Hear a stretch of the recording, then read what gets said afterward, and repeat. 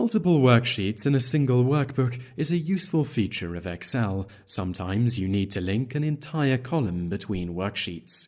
This tutorial will show you how to link Excel columns between worksheets. Open the Excel workbook with the column that you want to transfer to another worksheet.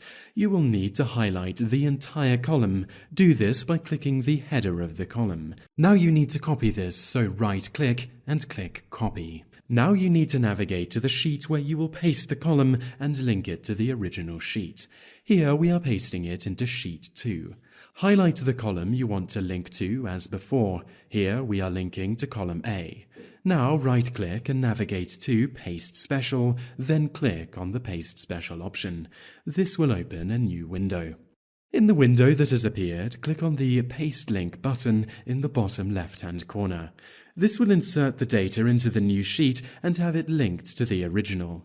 You will notice that many zeros have appeared. To remove these, highlight the column once again, right-click on it and click Format Cells. Navigate to the Custom category and in the Type field, enter 0, semicolon, hyphen 0, semicolon, semicolon, @ symbol. Click OK and the window will disappear, and so will the zeros.